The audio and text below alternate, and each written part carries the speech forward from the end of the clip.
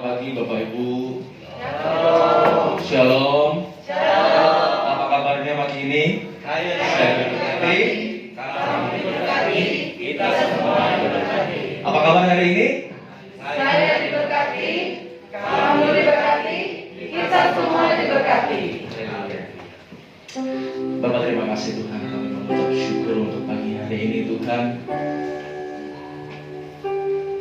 Kami hari ini masih ada Tuhan. Sebagaimana kami ada, kami tahu semua karena kemurahan-Mu Tuhan.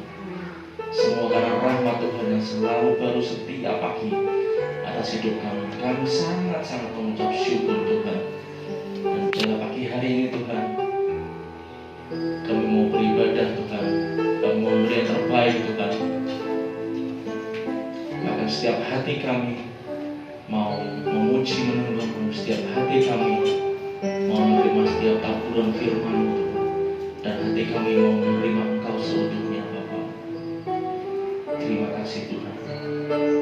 Mazmur 99 berkata, Tuhan itu Raja, maka bangsa-bangsa gemetar. Ia duduk di atas keruk-keruk, maka bumi goyang. Tuhan itu maha besar di Sion, dan Ia tinggi mengatasi segala bangsa. Biarlah mereka menyanyikan syukur bagi nama-Mu yang besar dan dahsyat.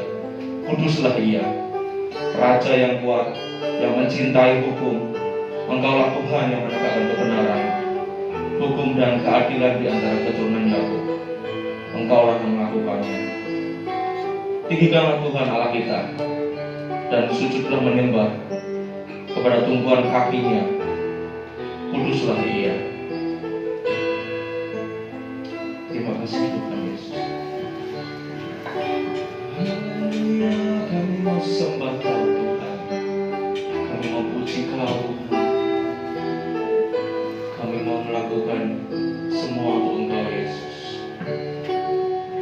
Terima kasih Yesus. Yesus, kami puja, kami sembah sebagai Raja. Berdiri di tengah kami, ditinggikan dan dipuji Yesus. Kami sembah Tuhan.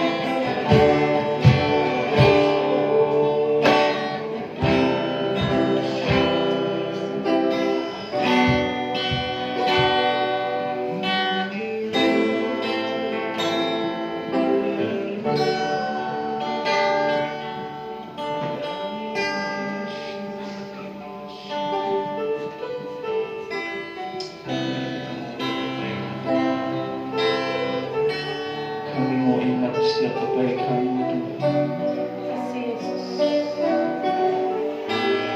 Terima kasih Yesus, terima kasih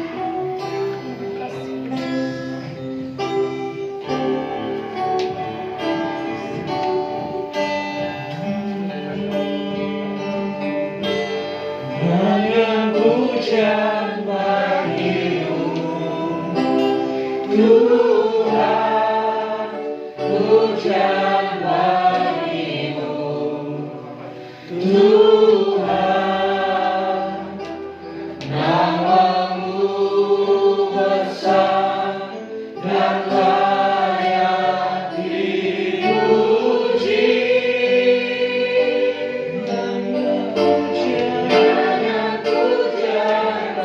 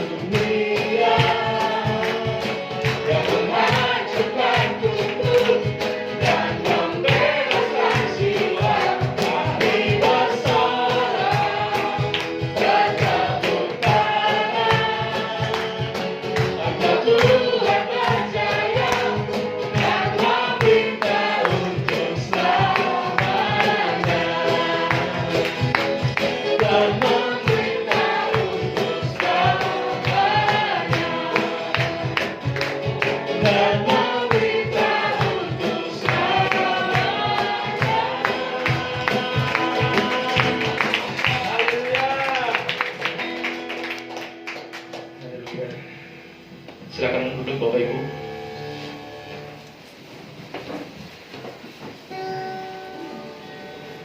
Mari sama-sama kita mengudahkan hadiratnya.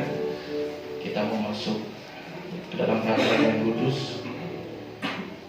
Kita sama-sama mau mencari wajah Tuhan. Kita mau sama-sama temukan kasih-Nya. Sebab Dia Tuhan yang gak jauh dari kita. Dia ada di sekitar kita, bahkan ada di dalam hati kita. Panggil nama Dia Yesus. Dan jangan mendengar setiap seruan hatimu. Ku cari wajah-Mu,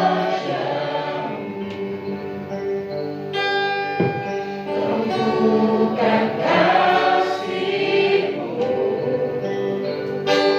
Tahukah Tuhan yang jauh dariku.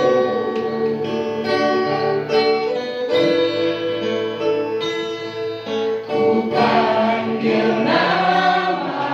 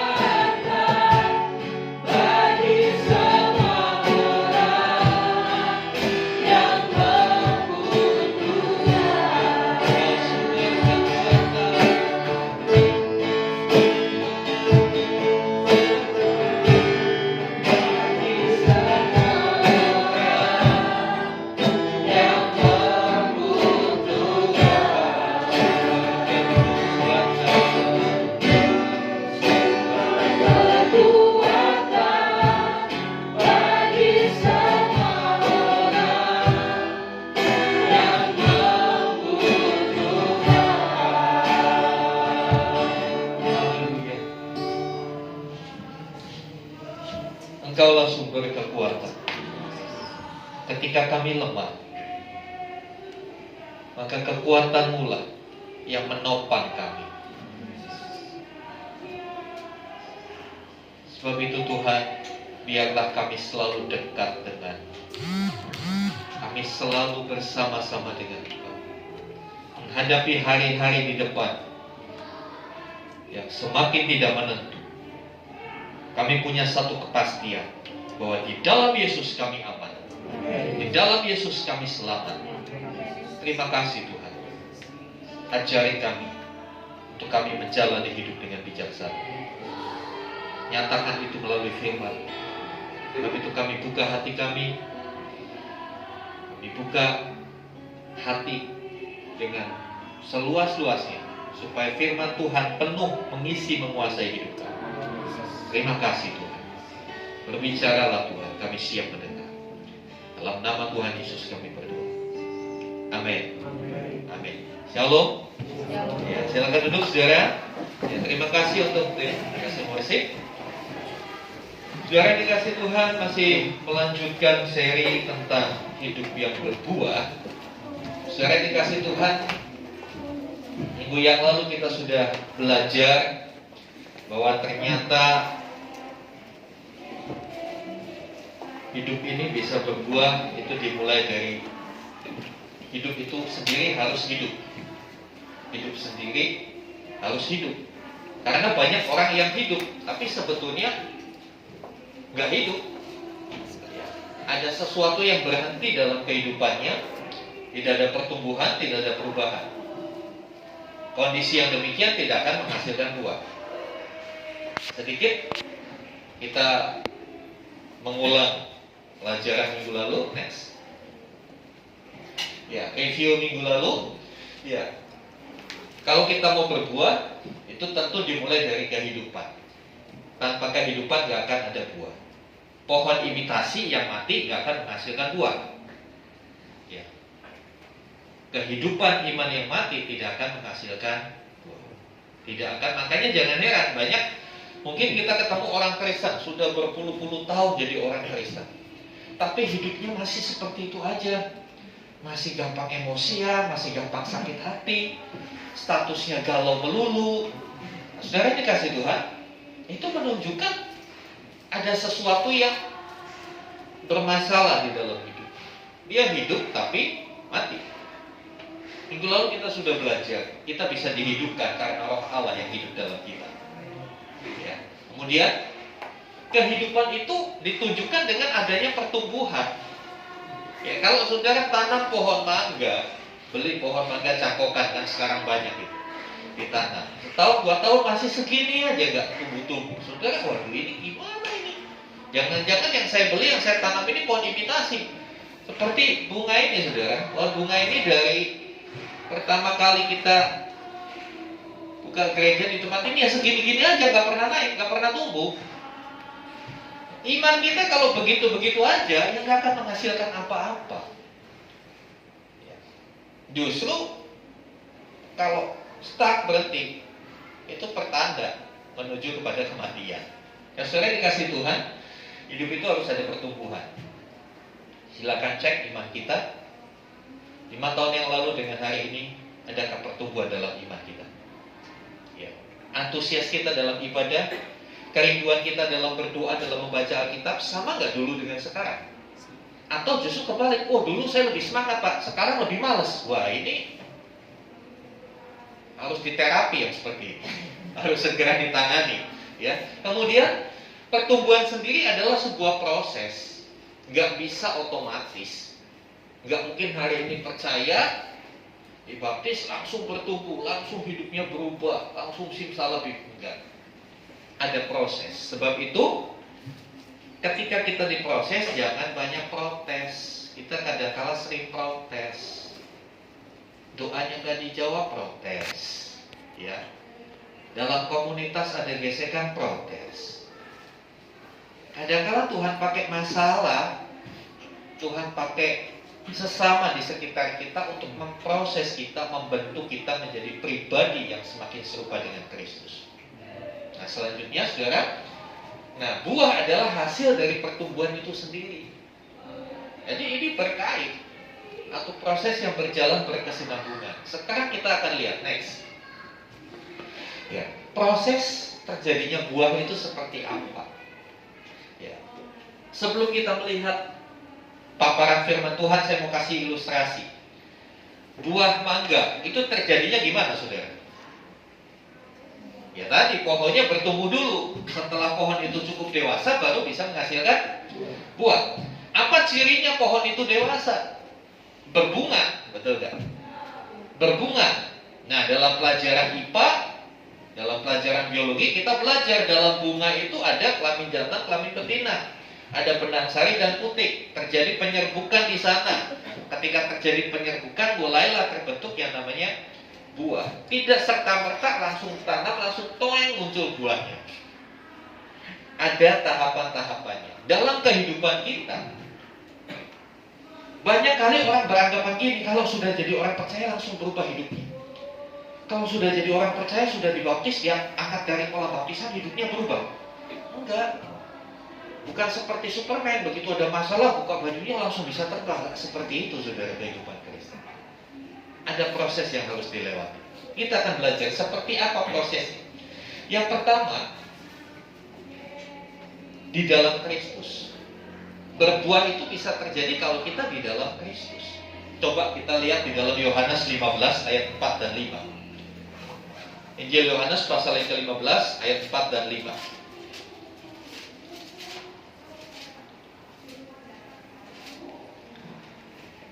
Yohanes 15 ayat 4 dan 5. Demikian firman Tuhan. Tinggallah di dalam aku dan aku di dalam kamu. Sama seperti ranting tidak dapat berbuah dari dirinya sendiri kalau ia tidak tinggal pada pokok anggur.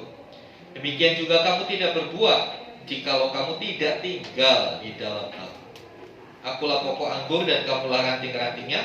Barang siapa tinggal di dalam aku dan aku di dalam dia, ia berbuah banyak.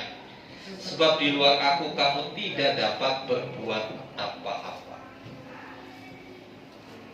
Bagian terakhir dikatakan, di luar aku kamu tidak dapat berbuat apa. Sadari perkataan Tuhan Yesus. Di luar Tuhan saya gak bisa berbuat apa. Biarlah ini menjadi satu prinsip, satu statement yang kita benar-benar ingat, bahwa di luar Tuhan kita tidak bisa berbuat apa. Di luar Tuhan kita bukan siapa-siapa. Tanpa Tuhan kita bukan siapa-siapa. Sehebat apapun pencapaian yang diraih manusia, tanpa Tuhan semuanya sia-sia. Semuanya akan berakhir pada kesia-siaan. Raja Salomo pada zamannya dia itu top banget. Dia punya segala sesuatu. Dia kaya, dia disegani, dia ditakuti oleh lawan-lawannya. Tetapi di akhir kehidupannya, pengakuannya, kesaksiannya tertulis di dalam kitab Pengkhotbah. Segala sesuatu adalah sia-sia. Ya mungkin kita bisa bilang, iya Pak, segala sesuatu sia-sia karena kita tinggal di rumah PKK. Kita kerjanya juga gak jelas, kita bilang sia-sia. Tapi kira-kira kalau yang ngomong sia-sia itu orang yang kaya raya, super kaya, punya kekuasaan yang tidak terbatas, terus dia bilang sia-sia. Ini kan jadi sesuatu yang menarik, betul gak sekarang? Mungkin kalau kita bilang sia-sia ya wajar, mungkin kita hidupnya biasa-biasa saja. Tapi kalau orang yang dalam segala kelimpahan, di puncak tertinggi kehidupan manusia, seorang Salomo dia berkata, semuanya sia-sia. Berulang kali dalam kitab Pengkhotbah dia katakan semuanya sia-sia, semuanya sia-sia. Perkataan itu bukan hanya menunjukkan dia pesimis lagi pesimis, bukan. Tapi inilah hasil perenungan seorang Salomo, bahwa tanpa Tuhan hidup manusia sia-sia. Sebab itu kembali kalau kita mau berbuat,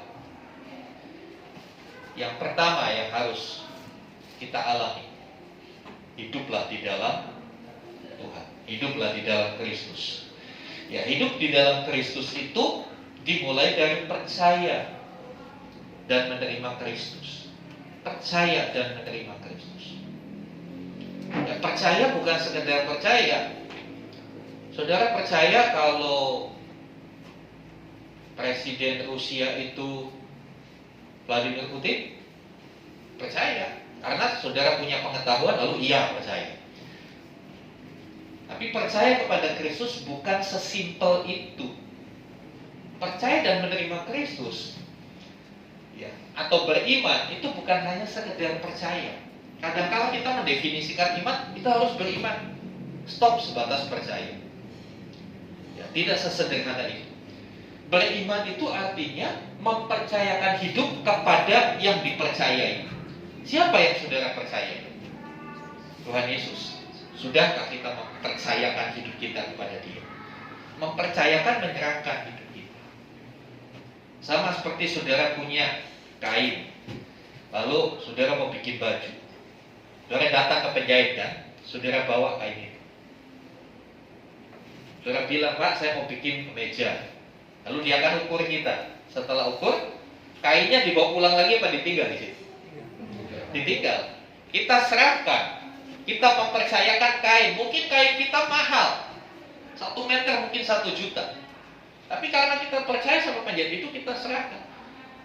Lalu kita lihat setelah diukur, dia bikin pola. Lalu kain kita dia apa? Gunting. Terus saudara bilang, Pak, jangan digunting, itu mahal, Pak.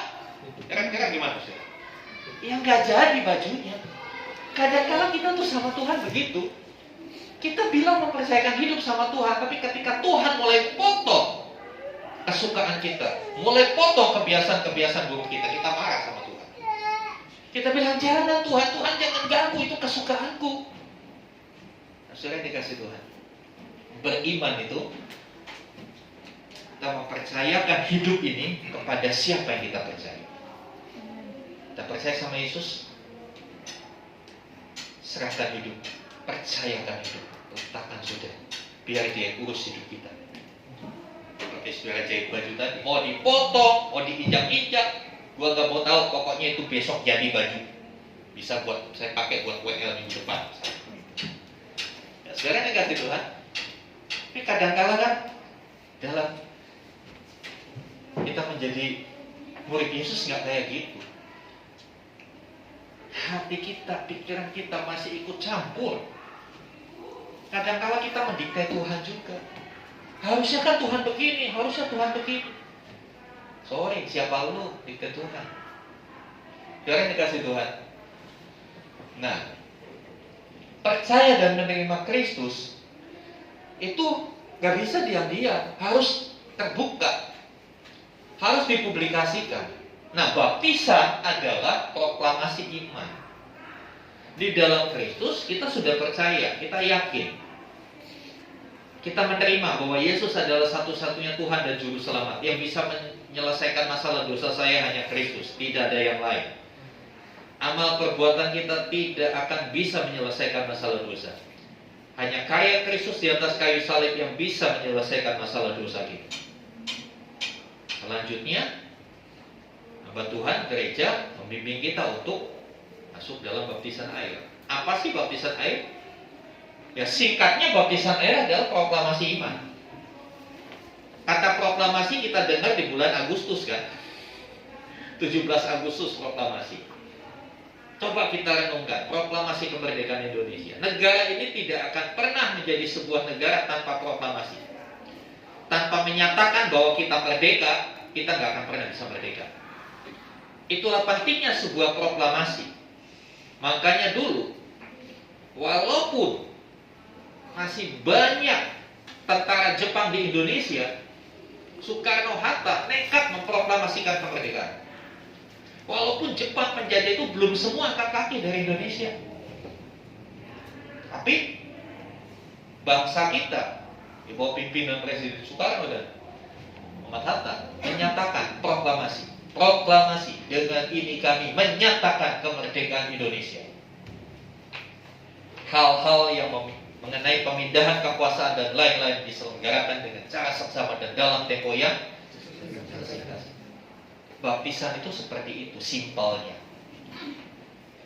Kita memproklamasikan bahwa kita sudah merdeka dari dosa.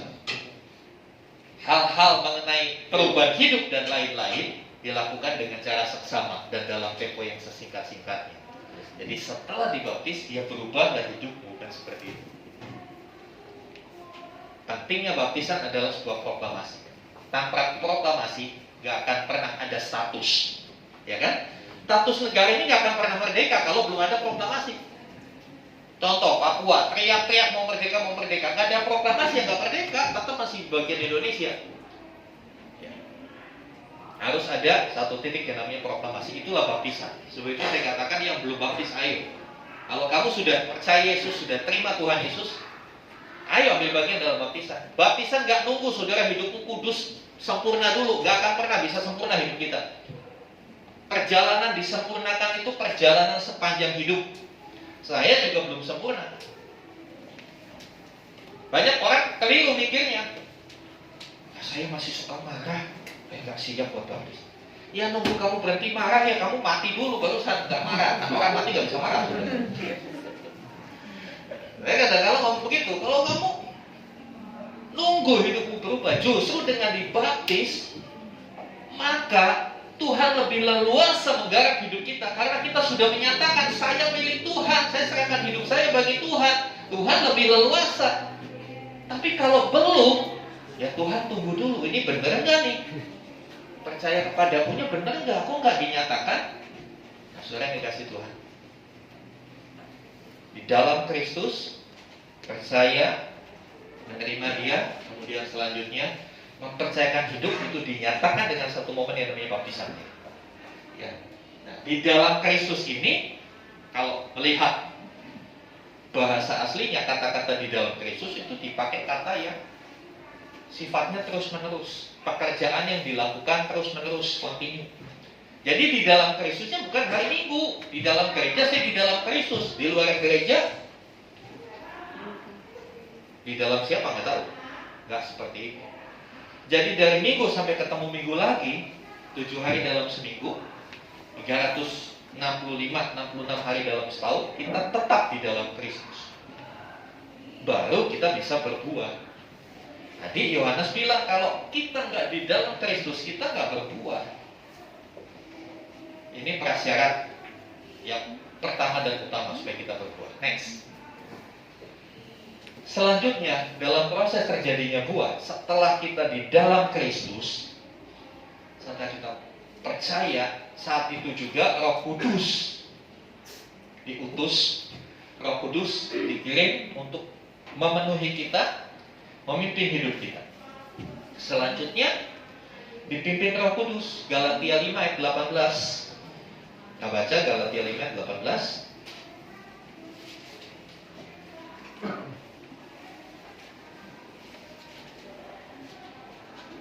Demikian firman Tuhan, Galatia 5 ayat 18. Akan tetapi jikalau kamu memberi dirimu dipimpin Roh Kudus, maka kamu tidak hidup di bawah hukum Taurat. Akan tetapi apabila kamu memberi diri, sama seperti baptisan. Baptisan ada kata-kata memberi diri. Artinya harus dengan kesadaran, tanpa pengaruh dari sekitar kita. Dipimpin Roh Kudus juga dengan satu kesadaran, tanpa dipengaruhi, tanpa didorong-dorong. Sadar saya mau dipimpin Roh Kudus, saya memberi diri. Saya memberi diri dipimpin Roh Kudus. Lalu apa yang terjadi setelah dipimpin Roh Kudus? Kamu tidak hidup di bawah hukum Taurat. Maksudnya apa sih tidak hidup di bawah hukum Taurat? Hukum Taurat seringkali dipakai, kata-kata hukum Taurat dipakai oleh Rasul Paulus untuk menggambarkan hidup yang hanya sekedar agamawi. Hidup yang sekedar sepertinya beragama. Harus ini, jangan itu. Ya, sehingga pernah saya ketemu satu orang, kenapa kamu gak mau ke gereja? Di gereja banyak alasan Pak. Gak boleh merokok, gak boleh ini, gak boleh itu, gak banyak alasan. Saya mau bebas. Kenapa orang merasa peraturan-peraturan Tuhan itu seperti sesuatu yang membelenggu? Ya karena dia beragama sebatas syariat. sebatas ngikutin aturan tanpa mengerti esensi dari agama itu sendiri, tanpa mengerti inti dari firman Tuhan itu sendiri. Banyak orang boro-boro baca Alkitab, lihat Alkitab setebal ini aja udah puyeng. Aduh, apa aja isinya itu puyeng. Lebih baik baca inilah 100 teman. Sekarang renungkan saudara. Saudara banyak baca Alkitab atau banyak baca status WA? Saudara kasih Tuhan. Banyak kali ya kehidupan kita hanya sebatas jadi orang Kristen yang ngikutin aturan-aturan aja. Jangan begini, jangan begitu, harus ini, harus itu. Ya, khotbah yang paling dibenci jemaat adalah khotbah tentang persepuluhan. Survei membuktikan khotbah yang paling dibenci jemaat adalah khotbah tentang persepuluhan. Lalu dengan khotbah itu gelar-gelar baru ditempelkan kepada hamba Tuhan. Oh iya, PDT itu dia orang pendeta yang khotbahnya perpuluhan terus kasih gelar PDT apa? Pencari data tambahan. Katanya kurang, makanya dia ngomong perpuluhan. Saudara yang dikasih Tuhan, perpuluhan adalah kebenaran firman Tuhan. Suatu saat juga saya akan ajarkan pada saudara, ada waktunya. Dan saudara dikasih Tuhan, banyak kali kita menganggap semuanya itu hanya aturan-aturan. Kita sudah bosan, kita sudah capek dengan yang namanya aturan. Karena pada dasarnya sejak manusia berdosa, manusia itu nggak mau diatur, susah diatur. Sejak manusia dalam dosa, kecenderungan kita itu susah diatur. Tapi maunya ngatur, ini nggak masalah saudara. Kita kalau ngatur orang lain kan paling senang. Tapi giliran kita diatur, kita marah. Siapa lo ngatur-ngatur gua? Gitu kan? Ini hidup-hidup gua. Nah, saudara dikasih Tuhan, ketika kita mau hidup kita berbuat, kita harus memberi diri, merelakan hidup kita diatur sama Tuhan, bukan diatur oleh hidup kita. Ya. Hati itu ibarat kursi. Saya pinjam kursinya di sini. Hati itu ibarat kursi. Siapa yang duduk di kursi, dia yang akan memerintah. Siapa yang kita mau tempatkan di kursi hati kita? Ego kita, nafsu kita, atau Tuhan? Kalau yang duduk di kursi adalah ego kita, maka kita akan menjadi manusia yang super egois. Ketika yang kita tempatkan di kursi ini adalah nafsu kita, maka hidup kita akan mengikuti nafsu. Karena nafsu yang kontrol kita, nafsu yang memerintah kita. Nafsunya di atas, Tuhannya di bawah. Tapi ketika kita rela memberi diri, memberikan kursi kekuasaan hati dan hidup kita kepada Roh Kudus, dan Roh Kudus yang duduk di kursi, itu berarti dia duduk di kursi, kita di bawah. Kita siap menerima pimpinan-pimpinannya, arahan-arahan. Bagaimana hidup saudara? Siapa yang duduk di kursi hatimu? Masihkah keinginan-keinginanmu atau hobi-hobimu yang duduk di kursi itu? Siapa yang duduk di kursi itu yang akan menentukan buah apa yang kita hasilkan. Kalau yang duduk di kursi hawa nafsu, ya buah kedagingan yang muncul. Kalau yang duduk di kursi itu ambisi kita, maka yang dihasilkan ya buah dari ambisi itu. Tapi kalau yang kita izinkan duduk di kursi adalah Roh Kudus, maka buah Roh yang akan dihasilkan dari situ. Nah, saudara dikasih Tuhan. Efesus 5:18 katakan, hendaklah kamu jangan mabuk anggur, tapi hendaklah kamu penuh oleh Roh. Penuh itu dalam pengertian dikuasai. Ya, kalau misalnya ruangan ini disemprot satu zat, seperti kabut, dipenuhi, maka zat itu atau gas itu menguasai ruangan ini. Itulah pengertian dipenuhi dalam hati. Roh Kudus yang akan menguasai, mengambil alih, mengisi setiap celah-celah dalam hidup kita. Tidak cukup sampai di situ, selanjutnya kita harus memberi diri dipimpin. Sekali lagi, berulang kali saya katakan, kalau dipimpin, ya harus nurut. Kalau yang mimpin bilang belok kanan, kita juga harus belok kanan. Jangan suka berimprovisasi sendiri, kita belok kanan, belok kiri. Ya. Karena kita nggak tahu kehidupan ini ke depannya seperti apa. Ya, saya kasih contoh. Hari-hari ini orang dimudahkan mencari alamat dengan Gmail, ya kan? Atau Waze, aplikasi-aplikasi penunjuk arah. Ya, suatu kali saya mengikuti itu. Saya berdua dengan istri naik motor, ya, mengikuti Gmail. Pulang dari rumah Pak Riko, saya ngikutin, belok kiri.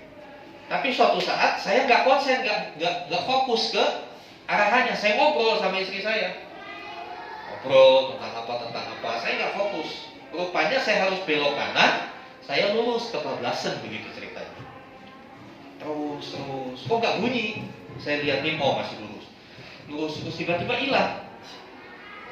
Lalu saya gedein kan volumenya. Dia bunyi. Saya tanya, ini kemana? Dia tanya, tidak tahu. Lah saya bingung. Lah kalau map aja bilang tidak tahu, apalagi saya pasti tidak tahu kan? Saya lihat kiri kanan kebun, nggak ada orang. Udah gitu jalan aspalnya putus, tinggal jalan tanah. Waduh, ini kemana ini? Saya tanya, arahnya kemana? Saya sebutkan nama tempat saya, arah Frambosa. Dia jawab lagi, tidak tahu. Nah, lu 2 kali bilang tidak tahu, bener-bener dia nggak tahu ini. Saya akhirnya diam. Kemana? Saya bilang udah coba.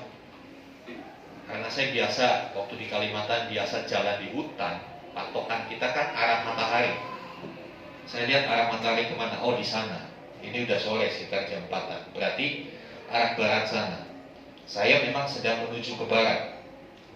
Dari Kabupaten Bekasi ke Bekasi kan menuju ke barat. Patokan saya arah barat. Saya terus saja, udah nekat, ini arahnya udah benar mas, saya bilang gitu. Terus lalu dia bunyi 400 meter lagi belok kanan. Nah ini udah benar. Kadang-kala kita kehilangan petunjuk Tuhan. Kenapa saudara? Kita nggak fokus sama Tuhan. Saya nggak fokus sama map itu, sama Gmap itu. Saya sedang bicara hal yang lain. Nah seringkali dalam hidup kita kehilangan petunjuk Tuhan karena ada sesuatu yang lebih menarik perhatian kita dari Tuhan. Sehingga kita beralih, kita fokusnya pecah kepada yang lain. Apa yang mengalihkan perhatian kita? Mungkin hobi kita. Kita terlalu asik dengan hobi. Mungkin pekerjaan kita. Ya, saya pernah ketemu dengan satu orang. Saya tahu dia seorang sarjana teologi. Berarti kan ya udah ngerti lah gitu ya. Udah ngerti kalau hari Minggu harus ada di mana kan seorang sarjana teologi kan. Tapi saya ketemu di pasar pakai celana pendek, rambutnya dicat hijau. Keren banget, ini mungkin STH zaman now ya gitu ya. Mungkin saya pikiran positif, mungkin mau menjangkau anak-anak PAN begitu ya. Dicat hijau. Saya bilang, "Shalom." Saya bilang, di orang Batak saya panggil lagi. Udah ibadah? Dia bingung, "Hah? Ibadah? Emang ini hari Minggu?" Bingung saya. Dia sampai lupa kalau itu hari Minggu. Padahal dari sisi pendidikan, pengetahuan itu istilahnya sudah katam gitu ya. Tapi dia bingung, ini hari Minggu, oh iya, ini hari Minggu ya, oh yaudahlah minggu depan aja. Ya kenapa? Ya dia fokusnya sedang kepada yang lain, gak kepada Tuhan. Dan hari-hari ini dunia sedang berlomba untuk menarik perhatian kita, menarik arah pandangan kita, supaya kita gak memandang Tuhan lagi, tapi kita memandang dunia dengan berbagai tawarannya, dengan berbagai kemudahan, kenyamanan yang ditawarkan dunia, sehingga kita fokusnya gak ke Tuhan. Begitu tersesat seperti saya, balik tanya lagi, ini kemana? Tidak tahu. Kadang-kala banyak orang yang tidak tahu arah hidupnya karena dia sudah kehilangan panduan. Sebab itu berikan dirimu dipimpin oleh Roh, karena Roh akan memimpin kita. Saudara yang dikasih Tuhan, Ketika Roh Kudus menguasai kita, maka kita harus memberi diri dipimpin. Dari kitanya, ingat, Tuhan gak akan paksa kita. Tuhan tidak pernah paksa kita. Untuk terima keselamatan aja dia tawarkan. Barang siapa percaya. Kata barang siapa kan sebuah tawaran, offering. Mau gak kamu percaya kan gitu? Roh Kudus sudah menawarkan, maukah kau dipimpin?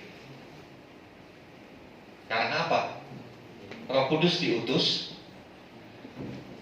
untuk menjadi penolong, pembimbing, mentor. Ya, dalam bahasa aslinya penolong dipakai kata parakletos, artinya bukan hanya penolong tapi pembimbing, mentor. Kita mengenal kata mentor. Dalam dunia bisnis ada kata mentor, ya kan? Dalam dunia pendidikan ada kata mentor. Di dalam dunia rohani juga ada mentor. Roh Kudus adalah mentor kita, ya. Dan dia juga pengasuh. Saudara paham kata pengasuh? Seorang pengasuh anak, dia akan memusatkan perhatian sama anak yang diasuhnya. Dia akan memberi makan, dia akan mengajari, dia akan melakukan banyak hal untuk keamanan, kemajuan yang diasuh. Itulah Roh Kudus. Next. Saudara dikasih Tuhan? Ya. Selanjutnya, buah roh adalah produk Roh Kudus dan saya. Jadi Roh Kudus tidak akan pernah menghasilkan buah dalam hidup kita kalau kita tidak memberi diri. Jadi ada sinergi, bekerja sama. Bagian Roh Kudus adalah membimbing, menuntun kita, dan bagian kita memberi diri. Kitanya mau. Kalau kitanya nggak mau, ya dia kan nggak akan berbuat apa-apa. Ya. Bagian kita adalah Galatia 5:24-25. Barang siapa menjadi milik Kristus Yesus, ia telah menyalibkan daging dengan segala hawa nafsu dan keinginannya. Jikalau kita hidup oleh Roh, baiklah hidup kita juga dipimpin oleh Roh. Bagian kita dalam menyalibkan daging dengan segala hawa nafsu dan keinginannya. Menyalibkan itu artinya mematikan. Menyalibkan dari kata salib. Salib pada zaman Alkitab itu adalah hukuman mati. Dan orang yang disalib sebelum diturunkan, maka penjaga itu prajurit harus memastikan dia benar-benar mati. Jangan sampai dia cuma pura-pura mati. Itulah alasannya kenapa Tuhan Yesus setelah disalib masih ditusuk lambungnya pakai tombak. Itu untuk membuktikan dia mati apa enggak. Penjahat kiri kanannya rupanya belum ada tanda-tanda kematian itu. Dipatahkan kakinya. Jadi salah satu syarat untuk hukuman salib itu dikatakan berhasil, harus dipastikan si terhukum itu benar-benar mati.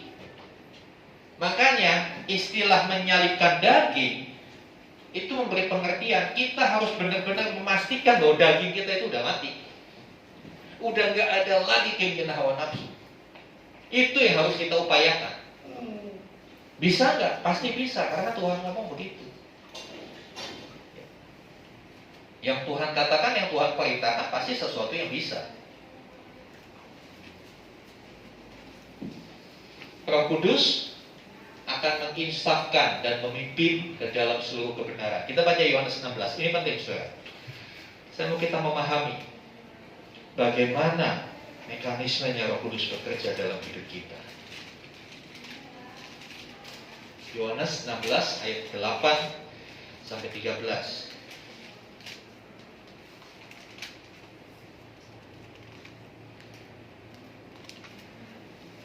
Demikian firman Tuhan. Dan kalau ia datang, maksudnya Roh Kudus, ia akan menginsafkan dunia akan dosa, kebenaran, dan penghakiman. Akan dosa karena mereka tetap tidak percaya kepadaku.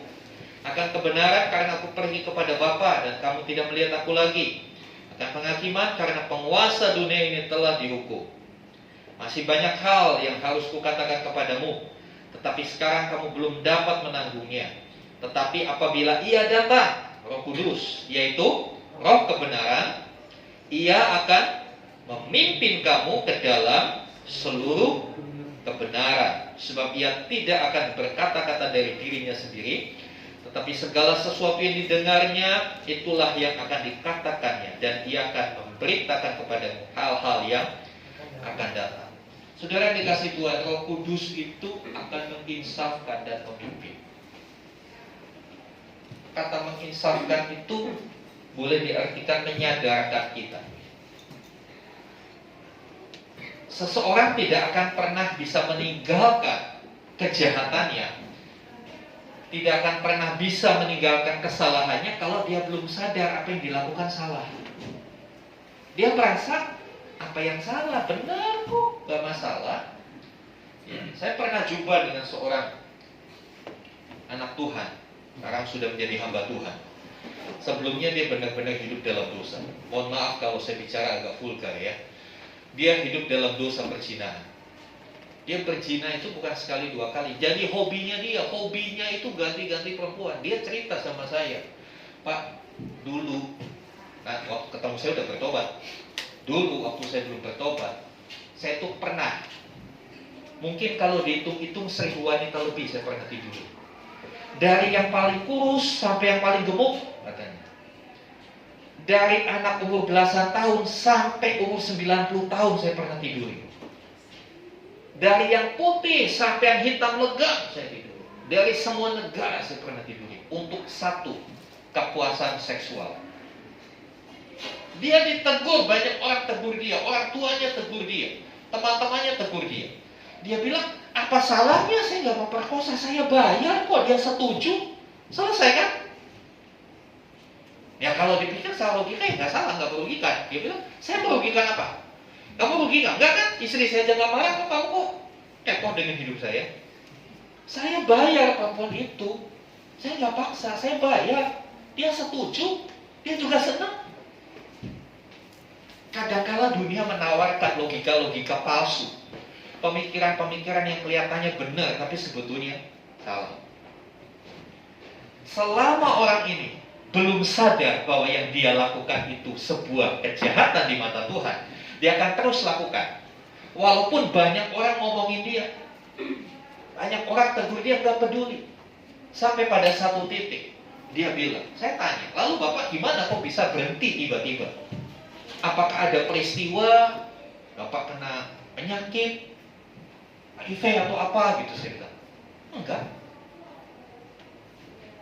Saya lagi duduk, udah gitu pekerjaannya memang punya diskotik di salah satu kota besar di Pulau Jawa. Saya lagi duduk di diskotik saya, pagi-pagi sepi pengunjung, tiba-tiba ada sesuatu pemikiran, iya ya, kok saya begini terus dan saya nggak pernah dapat yang namanya kepuasan. Ya habis itu ya udah saya cari lagi. Seperti orang lapar yang nggak pernah kenyang, makan terus nggak pernah kenyang. Dari situ saya sadar yang saya lakukan salah. Saya nggak ketemu kebahagiaan sejati. Saya cuma berkata, itulah cara Roh Kudus menginsafkan seseorang. Roh Kudus menginsafkan, menyadarkan seseorang caranya banyak. Ada yang dengan baca Alkitab, ada firman yang menegur dia. Ada yang lewat teguran hamba Tuhan. Ada yang ditegur lewat peristiwa. Saya masih ingat almarhum papa saya ditegur karena peristiwa. Ya. Dia seorang yang ateis, gak punya agama. Gak punya agama, karena saya katakan gak punya agama. Ke gereja enggak, sholat enggak, ke kelenteng enggak, ke vihara enggak. Ya udah, nama sih di KTP karena memang harus ada kolom agamanya harus diisi. Ya udah dia Kristen, tapi gak punya agama. Mama saya ajak ke gereja, udah titip salam aja buat Tuhan Yesus kamu. Titip salam aja, terus ya kalau kocek dulu duit 1000 kan gede. Nih kasih derma buat gereja kamu. Titip. Seperti itu. Dia masa bodoh dengan Tuhan. Satu saat disentil sama Tuhan sama penyakit. Disentil sama penyakit 3 tahun dia berbaring di atas tempat tidur. Disitulah dia ketemu Tuhan. Disitulah dia sadar bahwa hidupnya penuh dosa. Disitulah dia sadar hidupnya telah memberontak sama Tuhan. Cara kerjanya Roh Kudus itu macam-macam, saudara. Dia menginsafkan. Kalau kita belum insaf akan kebiasaan buruk kita, akan dosa kita, ya kita akan asik menikmati itu. Kita akan lakukan dan lakukan lagi. 1000 orang kasih tahu kita stop, 1000 orang kita lakukan, 1000 kali kita lakukan lagi. Karena belum sadar. Yang Roh Kudus sentil kesadaran itu. Ketika sudah sadar, baru dia bisa pimpin. Kalau orang belum sadar dipimpin yang ada, kita dimusuhi. Kalau orang itu belum sadar, kita paksa-paksa, dia melawan kita. Makanya pekerjaan Roh Kudus awalnya dia menyadarkan dulu akan dosa. Baru setelah itu dia mulai pimpin kita. Dan dia pimpin dikatakan dia memimpin kepada segala kebenaran, kepada seluruh kebenaran. Tadi kita lihat ayat yang ke-13, tetapi apabila ia datang, yaitu Roh kebenaran, ia akan memimpin kamu ke dalam seluruh kebenaran. Seluruh kebenaran. Bukan kebenaran yang separuh, tapi kebenaran yang seutuhnya, yang sempurna. Saudara yang dikasih Tuhan, inilah tahapan proses dari berbuah. Ingat, buah adalah produk Roh Kudus dan kita. Karena buah yang dihasilkan itu di dalam kita. Buah roh, kasih, sukacita, damai sejahtera. Ada 9 ya, di dalam Galatia 5. Sudah bisa baca Galatia 5.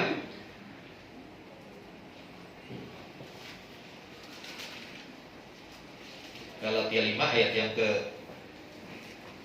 22-23. Tapi buah roh ialah kasih, sukacita, damai sejahtera, kesabaran, kemurahan, kebaikan, kesetiaan, kelemah lembutan, penguasaan diri. Orang tanya sama saya, Pak, kalau buah roh itu berarti ada 9 ya? Bukan ada 9. Buah roh itu gambarannya gini, satu buah 9 rasa. Karena dikatakan tetapi buah roh, bukan buah-buah roh. Kadang-kala kelirunya orang di sini. Tetapi buah roh. Saya lihat di bahasa aslinya. Itu karpos pneuma, buah roh. Dipakai kata benda tunggal, satu, buah, bukan buah-buah. Ini satu buah, tapi ada 9 rasanya. Ada rasa kasih, sukacita, damai sejahtera, ya. Sampai 9 itu harus ada dalam satu. Artinya apa? Dalam kehidupan kita harus ada 9 rasa itu. Jadi semuanya harus ada. Jangan kita bilang, oh saya sudah punya sukacita, yang perlu penguasaan diri, yang penting saya sukacita. Ini bahaya. Sukacita tanpa penguasaan diri bahaya. Kenapa? Saya sukacita kalau habis nonjok orang. Kalau habis marah-marah saya sukacita, kan konyol. Itu bukan buah dari roh. Karena buah dari roh ini komplit. Rasanya itu komplit, lengkap. Oh saya baru punya 3 buah ini. Enggak. Semuanya pasti ada, cuma belum maksimal dalam hidup kita ya, belum matang buah itu. 1 buah 9 rasa. Coba kita lihat. Dikatakan ada kasih, sukacita, damai sejahtera. Kelompok yang ini itu bicara masalah hubungan kita sama Tuhan. Kasih. Kita tahu kasih yang sejati hanya Tuhan yang punya. Damai sejahtera itu juga dari Tuhan. Sukacita yang sejati juga dari Tuhan. Kelompok buah yang pertama, kelompok rasa buah yang pertama, itu tergantung hubungan kita dengan Tuhan. Kemudian kelompok yang kedua dikatakan kesabaran, kemurahan, kebaikan. Ini urusan kita dengan sesama. Betul? Kita dengan kalau untuk kesabaran contohnya, kesabaran itu kan gak mungkin kita gak sabar sama Tuhan. Ketika bicara masalah sabar kan dalam kaitannya hubungan dengan sesama. Mungkin ketemu istri yang cerewet, bisa sabar gak? Gitu kan? Punya gak kesabaran itu? Iya kan? Punya suami yang selalu bertindak kasar, bentak-bentak, bisa sabar gak? Itu hubungan dengan sesama. Orang tua sama anak, sejauh mana kesabarannya? Ya, hubungan kita dengan sesama. Ya, kemudian kelompok yang ketiga Kesetiaan, kelemah lembutan, penguasaan diri. Ini bicara masalah hubungan dengan diri sendiri. Menguasai diri itu urusan dengan diri sendiri. Menguasai diri itu harus ada, tidak tergantung situasi dan kondisi di sekitar kita. Ya kalau semuanya baik ya pasti baik lah gitu kan. Tapi orang kadang-kala nggak menguasai diri, kadang-kala menyalahkan yang lain. Habis dia motong jalan saya naik mobil enak aja, kurang ajar, maki-maki, teriak-teriak. Saya katakan, saya pernah ketemu ya sopir Grab begitu. Misalnya teriak-teriak gitu, saya cuma Pak, percuma Pak, dia nggak dengar. Dia maki-maki, udah lu begini. Saya cuma tepuk, Pak, dia nggak dengar Pak, ngapain Bapak ngomel? Kan sebetulnya bukan tergantung di luar, tapi bagaimana kita mengkontrol emosi kita, bagaimana kita bisa sadar menguasai respon-respon apa yang kita harus keluarkan. Dan ini adalah hasil kerja bersama Roh Kudus dan kita. Kalau kita pasti gagal. Kalau Roh Kudus, loh itu buah itu dimunculkan di kehidupan kita kok. Iya kan? Ya harus ada andil kita, harus ada peran kita supaya buah itu muncul. Perannya sederhana. Cuma kita serahkan diri kita untuk dipimpin, kita memberi diri untuk dipimpin, maka dia akan kerjakan itu dalam hidup. Sesederhana itu. Kadang-kala yang sulit, karena kita masih suka akan perilaku-perilaku buruk itu. Kita masih menikmati. Kiranya Roh Kudus menyadarkan kita, menginsafkan kita akan segala dosa. Next, ya. Ini yang saya mau ajak kita lakukan. Mari kita merenungkan, saudara. Sudahkah saya percaya dan menerima Kristus dan hidup di dalam Kristus? Ingat, siapa yang berkata saya di dalam Kristus, dia wajib hidup sama seperti Kristus.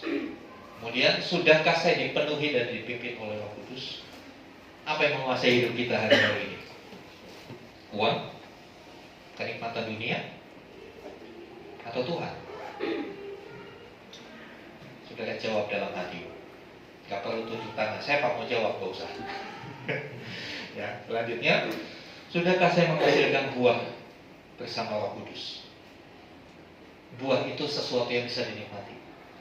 Kita bisa nikmati, orang lain bisa nikmati. Nanti di rumah boleh tanya sama pasangan masing-masing. Ma, kamu udah merasakan buah yang aku hasilkan dulu? Kalau belum, jangan marah. Nanti kalau pasangan jawab belum, apa?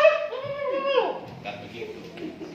Tapi biarlah itu sebagai satu yang memotivasi kita. Karena orang yang paling dekat dengan kita, itulah yang tahu siapa kita sesungguhnya. Betul? Mohon maaf, di gereja kita bisa, ya istilahnya bahasa politik itu pencitraan gitu ya. Ya, bisa bersandiwara. Di tempat pekerjaan kita bisa bersandiwara. Bisa kamu bersandiwara di depan istri dan anak. Dia tahu siapa hidupmu. Ya. Di sebuah acara kedukaan, seorang MC bilang, wah saya kenal almarhum ini, orang yang baik, orang yang sabar, orang yang murah hati. Di belakang anaknya bilang, kalau di kerjaan begitu, di rumah mah pelit. Yang tahu kita sesungguhnya adalah orang-orang di rumah kita, saudara. Jadi kalau kita belum sadar, tanya sama mereka, mah aku ini gimana sih? Kasih tahu.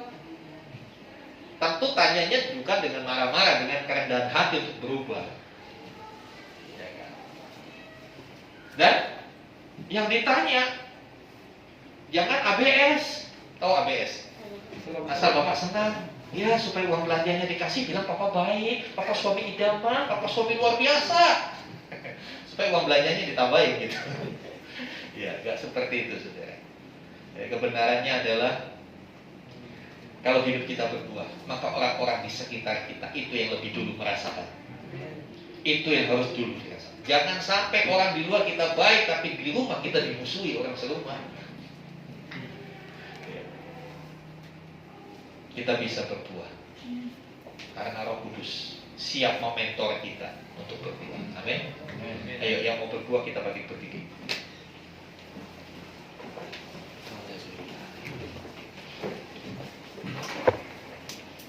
Ya, kalau masih belum berbuah, kalau masih belum dipenuhi dan dipimpin Roh Kudus, ayo mulai dari sekarang, belum terlambat saudara. Dan terus lanjutkan sehingga buah itu nyata dalam kehidupan kita. Haleluya. Undang pemain musik, singers, manajer,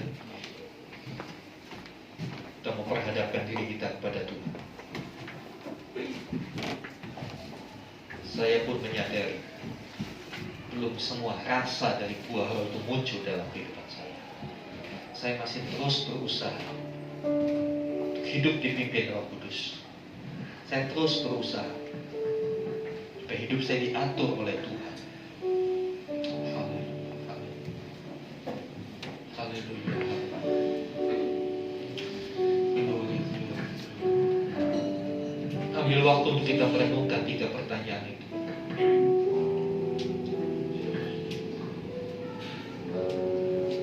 Mana yang masih belum? Ayo kita mulai dari sekarang. Haleluya. Glory.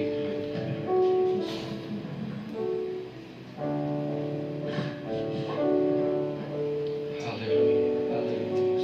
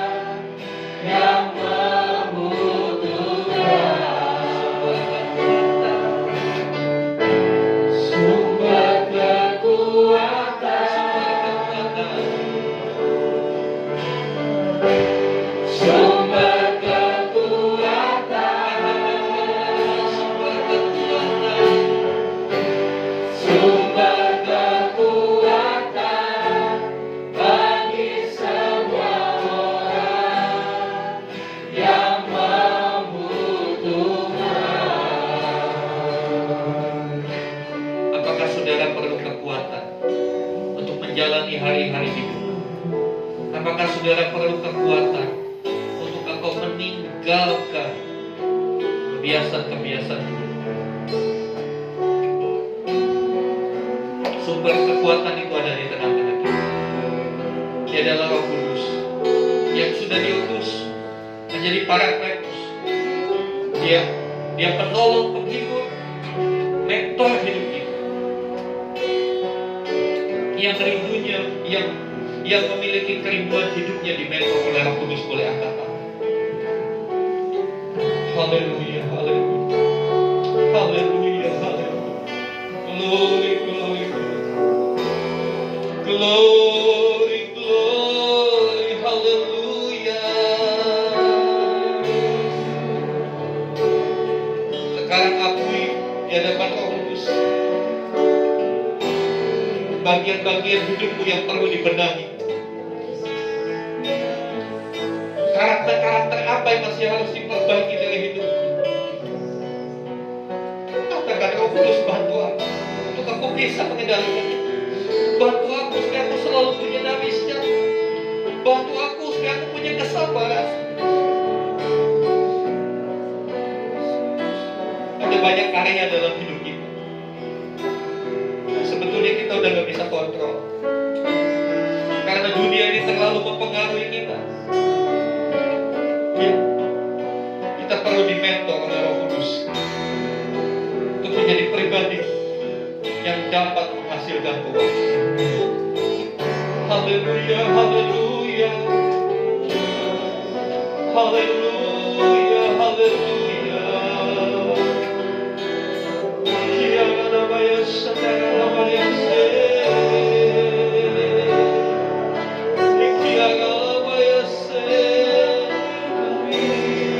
Ini hidup kami, Tuhan. Kami telanjang di hadapan. Engkau bisa lihat seperti apa kami sesungguhnya. Masih banyak noda, masih banyak kelemahan. Ampuni kami, Tuhan. Kami mau berubah. Kami mau dipulihkan. Roh Kudus, bantu kami. Mentor setiap kami, Tuhan. Roh Kudus adalah mentor yang diutus Bapa untuk setiap kami. Haleluya, haleluya. Haleluya, haleluya.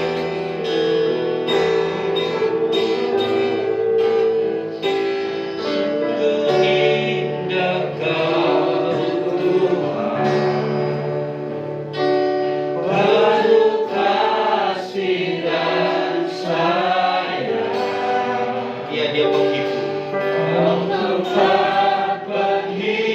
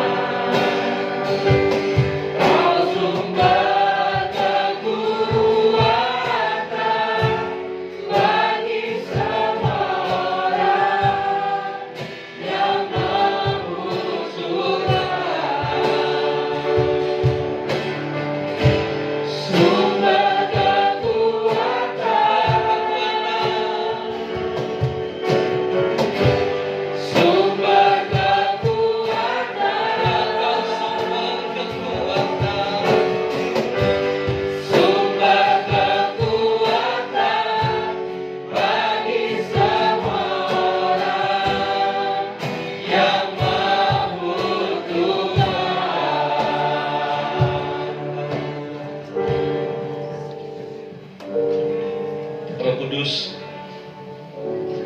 Kau yang sudah mendengar, seberapa dari umat-Mu yang sudah memberi diri untuk dipimpin oleh Roh Kudus. Mari berkaryalah dalam hidup setiap mereka. Jadikan mereka ciptaan yang baru. Jadikan mereka pribadi-pribadi yang diubahkan oleh Tuhan, supaya ada buah yang dihasilkan, dan buah itu dinikmati oleh keluarga mereka, oleh teman-teman dalam lingkungan di mana mereka tinggal, teman-teman di kantor mereka, koneksi-koneksi mereka boleh merasakan perubahan itu, sehingga pada akhirnya hidup kami boleh menjadi berkat dimanapun Tuhan menempatkan.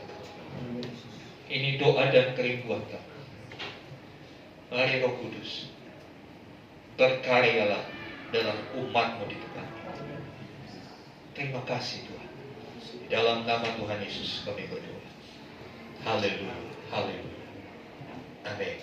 Amin. Silakan Tuhan, pengumuman ibadah komsel untuk Jumat yang akan datang dibagi gilirannya untuk area Cikarang, ya, Lipo, Karang Baru, Taman Sentosa, Taman dan sekitarnya. Ya, nanti tempatnya bisa dikomunikasikan di grup komsel masing-masing. Ya, saya kira itu yang bisa kita sampaikan. Kita kembali lagi dalam ibadah raya yang akan datang jam 9. Ya, pastikan Anda mengikuti rangkaian pelajaran Alkitab tentang buah roh, supaya kita benar-benar menjadi pribadi yang berbuah. Amin. Sama-sama saya undang kita bangkit berdiri. Kita akan naikkan doa syafaat kita. Ya, saya minta nanti Bapak Agustinus pimpin kita dalam doa syafaat.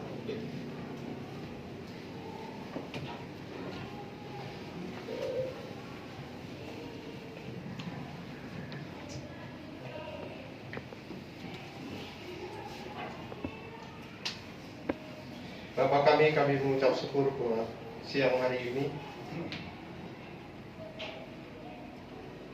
Biarlah ketika kami memutuskan untuk kami mengiring Tuhan, ketika kami memutuskan untuk kami mengabdi kepada Dia, bila kami sangat serius untuk memperhatikan kehidupan kami tidak mau bahwa di mana kami ada, orang terluka karena kami. Di mana kami ada, kami tidak mau bahwa orang lain sakit karena kami. Setiap hari ini kami mengucap syukur buat kebenaran firman-Mu Tuhan. Biarlah kami boleh belajar mulai siang hari ini untuk kami berbenah diri, untuk kami memperhatikan kehidupan kami. Apakah sepanjang kehidupan kami yang sudah kami lalui, apakah sudah sesuai dengan maunya Tuhan, ataukah dengan kemauan yang kami sendiri. Dan biarlah Bapa surga, setiap hari kami boleh memutuskan untuk kami menyerahkan kehidupan kami hanya di dalam pimpinan Tuhan. Haleluya. Biarlah sumber kekuatan yaitu Roh Kudus yang senantiasa menolong kami, sehingga hari lepas hari kami semakin berubah. Hari lepas hari kami semakin memberikan diri kami untuk kami diubah dalam kehidupan kami. Terima kasih Bapa surga, terima kasih Roh Kudus. Bila firman-Mu pada siang hari ini bukan sekedar kami dengar, tetapi biar Tuhan materikan di dalam hati kami, tanamkan di dalam hati kami yang paling subur, dan menjadi pegangan di tengah kehidupan kami hari-hari ini ke depan, sehingga kami boleh selangkah, kami boleh sejalan dengan Tuhan. Rencana Tuhan dari awal menciptakan kami, biar itu tergenapi di dalam kehidupan kami hari lepas hari Tuhan. Terima kasih Bapa surga, terima kasih Roh Kudus. Mengucap syukur buat hamba-Mu yang telah memberitakan firman-Mu di siang hari ini. Gembala kami Tuhan. Kami sepakat kami berdoa, biarlah pengurapan hikmat telah turun atas hamba-Mu Bapak Ubaja Tuhan. Kekuatan, kesehatan menyertai hamba-Mu Tuhan. Bahwa setiap pelayanannya kami percaya bahwa pertolongan Tuhan itu ada tentang kehidupan hamba-Mu Tuhan Yesus. Terima kasih Bapak surga, berkati keluarganya, berkati Budia bersama dengan putrinya, baik Sasa maupun Sharon Tuhan. Kami percaya keluarga ini ada dalam pemeliharaan Allah yang ajaib. Kami percaya bahwa Tuhan yang senantiasa terus memimpin keluarga ini. Bahkan harapan-harapan ke depan kami percaya Tuhan adalah jawaban bagi setiap harapan keluarga ini Tuhan. Terima kasih Bapak.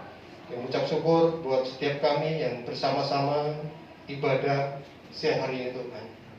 Bapak, kami percaya apapun pergumulan yang kami alami hari-hari ini ke depan, kami mau belajar, kami taruh di dalam kaki Tuhan Yesus Kristus. Bila pengharapan kami hanya satu-satunya di dalam Tuhan, kami boleh belajar untuk menanggalkan setiap ikatan-ikatan dosa-dosa yang senantiasa mengikat kami. Kami mau belajar untuk kami meninggalkan kebiasaan-kebiasaan lama kami Tuhan. Tetapi biar kami mau fokus di dalam panggilan Allah yang ajaib. Terima kasih Bapak surga, berkati setiap kami, berkati keluarga kami, berkati pekerjaan usaha kami, bahkan apapun aktivitas kami yang kami lakukan hari-hari ini ke depan. Biarlah Tuhan yang senantiasa bertata atas kehidupan kami. Terima kasih Bapak, kami ucap syukur buat gereja ini dan memberkati lingkungan kami Tuhan. Oke, Pak RT di tempat ini, RW Kota Delta Mas Tuhan, biarlah damai sejahtera Allah kami lepaskan atas lingkungan kami di dalam nama Tuhan Yesus Kristus. Keselamatan bukan kami miliki sendiri Tuhan, tapi biarlah kami lepaskan juga buat lingkungan kami Tuhan. Terima kasih Bapak, kami ucap syukur buat bangsa dan negara kami Tuhan. Kami percaya bahwa bangsa ini ada di dalam rencana Tuhan. Kami percaya bahwa belas kasihan Allah turun atas bangsa ini. Pemulihan ekonomi kami percaya Tuhan akan pulihkan secara total bagi bangsa ini Tuhan Yesus. Berkati untuk pemerintah kami, Pak Presiden Jokowi, bahkan seluruh kementerian yang ada, aparat dari TNI maupun kepolisian, kami percaya bila campur tangan Tuhan nyata atas kepemimpinan kami Tuhan. Terima kasih Bapak surga, terima kasih Roh Kudus. Sekali lagi kami mengucap syukur buat siang hari ini. Biarlah kalau sebentar lagi kami akan pulang, Tuhan berkati perjalanan kami sampai ke tujuan kami dengan selamat Tuhan. Bahkan damai sejahtera Allah yang melingkup segala akal itu memerintah atas setiap kami Tuhan. Terima kasih Bapak. Sebelum kami pulang, kami rindu menerima berkat-Mu melalui hamba-Mu. Mari buka hati saudara, angkat tanganmu kepada Tuhan.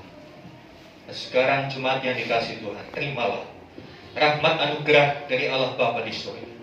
Di dalam kasih dan karya Tuhan Yesus, bersama-sama dalam pimpinan penyertaan Roh Kudus, terimalah berkat-berkat jasmani, terlebih lagi berkat rohani. Diberkatilah engkau, menjadilah berkat dimanapun Tuhan menempatkan.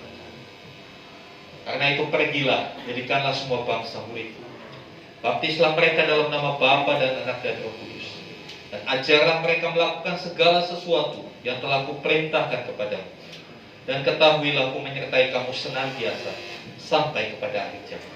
Demikianlah Tuhan Yesus akan datang kali yang kedua, menjemput kita, membawa kita masuk dalam kerajaan yang kekal, supaya di mana Dia berada, di situ pun kita boleh berada. Terima kasih Tuhan. Di dalam nama Tuhan Yesus Kristus kami berdoa. Haleluya, haleluya, amin.